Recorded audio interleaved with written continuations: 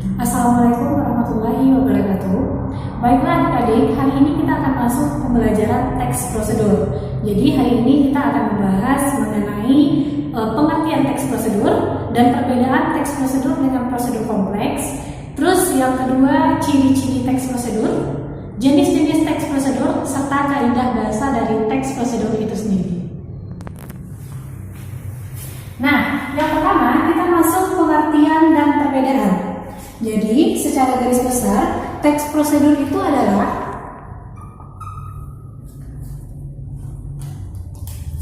teks yang berisi langkah-langkah atau tahap-tahap dalam melakukan atau melaksanakan sesuatu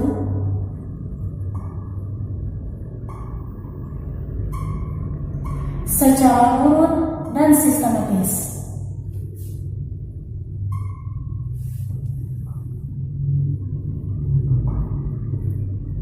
Nah, jadi teks yang berisi langkah-langkah atau tahap-tahap dalam melakukan atau melaksanakan sesuatu secara urut dan sistematis. Nah, perbedaan. Untuk perbedaan di sini kita menggunakan teks prosedur biasa dengan teks prosedur kompleks. Jadi teks prosedur biasa sebenarnya sudah dipelajari di kelas 7, sedangkan kalau di prosedur kompleks itu kita pelajari di kelas 11. Bedanya adalah yang pertama, teks prosedur biasa berisi beberapa tahap saja. Jadi dalam arti kata tahapnya hanya sedikit.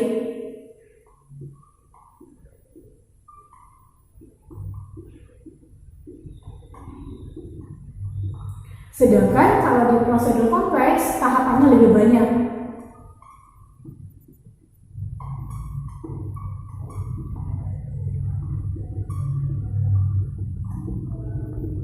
Yang kedua, kalau di dalam teks prosedur biasa, itu jika langkah-langkahnya dibalik,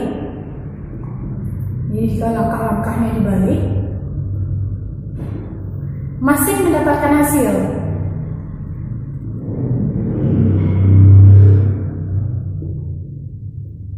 Nah, walaupun tidak sesuai yang diinginkan, tetapi masih ada hasil. Sedangkan kalau di dalam teks prosedur kompleks, jika langkah-langkahnya dibalik,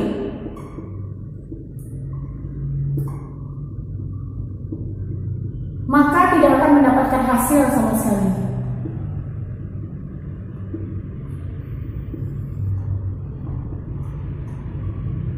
Nah, jadi kalau contohnya, kalau di prosedur biasa itu membuat nasi goreng misalnya.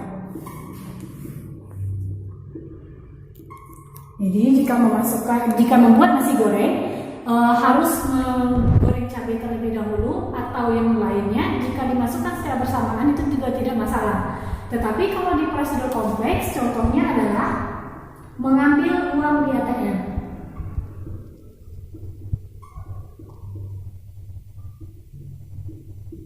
Nah, jika kekurangan langkah-langkah atau menghilangkan salah satu langkah, itu tidak akan mendapatkan hasil sama sekali. Nah, kita masuk yang kedua, ciri-ciri dari teks prosedur.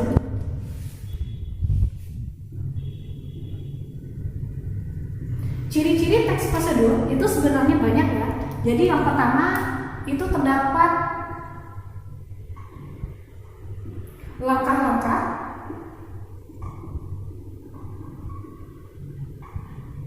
dan alat atau bahan yang digunakan.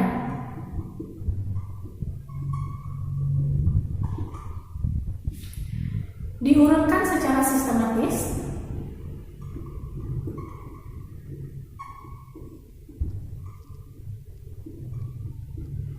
Terus, yang ketiga, melakukan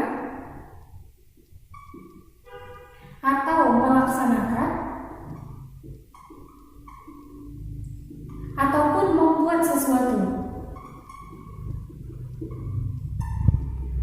Jadi, dan seterusnya.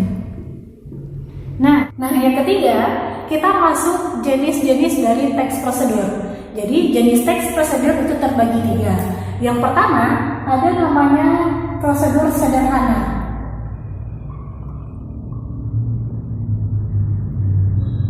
Jadi kalau di dalam teks prosedur sederhana ini terdapat 3 sampai 4 langkah. Ya. Terus yang kedua ada namanya prosedur kompleks. Inilah yang terdapat beberapa langkah di dalamnya dan sedikit rumit.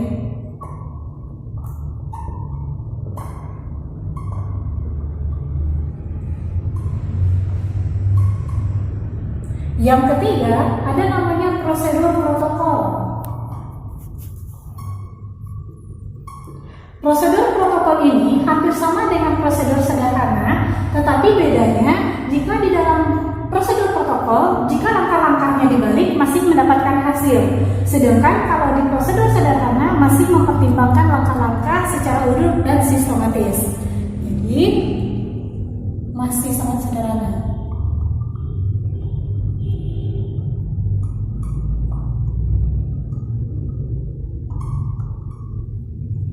Ya. Terus yang terakhir, kita masuk kaidah bahasa.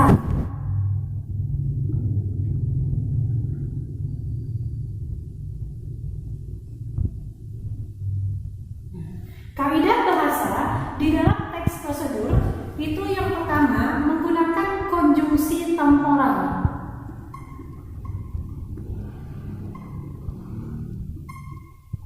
Jadi konjungsi itu merupakan kata hubung, di mana kata hubung itu banyak jenisnya. Salah satu yang digunakan dalam teks prosedur adalah konjungsi temporal atau konjungsi yang berhubungan dengan waktu. Contohnya apa saja? Ada kata lalu, ada kata kemudian, akhirnya, setelahnya, dan sebagainya. Jadi untuk konjungsi waktu berbeda dengan keterangan waktu. Konjungsi waktu itu khusus kata hubung yang ada indikasi waktunya. Tetapi kalau keterangan waktu, semua kata keterangan yang ada mengandung indikasi waktunya. Jadi konjungsi waktu masuk kategori keterangan waktu, tetapi keterangan waktu tidak semuanya masuk ke dalam konjungsi waktu dan bahkan berbeda. Itu dia. Yang kedua, di dalam teks prosedur kompleks ini kita menggunakan verba material atau verba yang berhubungan dengan tindakan fisik. Jadi verba ini atau kata kerja juga banyak kita gunakan di dalam teks prosedur, tapi salah satunya menggunakan verba material, yaitu verba yang khusus menggunakan tindakan fisik di dalamnya. Selagi ada fisik yang bekerja, semuanya masuk kategori verba material. Contohnya apa saja? Misalnya membaca, terus menendang, memakan, menyetak, dan sebagainya. Terus yang ketiga, kita menggunakan kalimat perintah.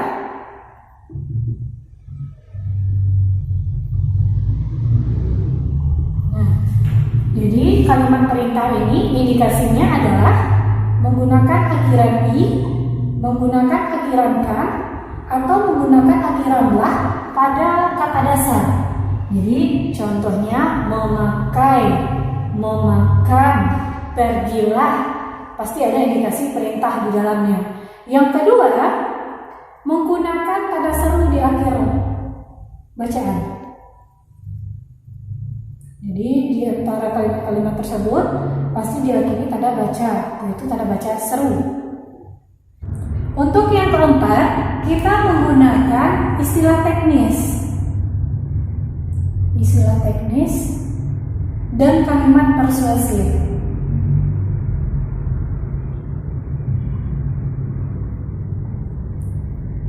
Jadi di dalam teks prosedur kita menggunakan istilah teknis yang berhubungan dengan percobaan yang kita lakukan atau berhubungan dengan prosedur yang kita lakukan.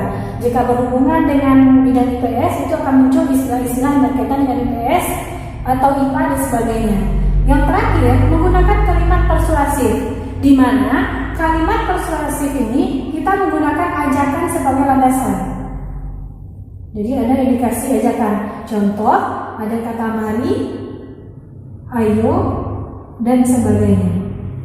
Terakhir, di dalam kalimat teks prosedur ini, kita harus bisa membedakan mana yang merupakan kalimat deklaratif, kalimat imperatif, dan kalimat interrogatif.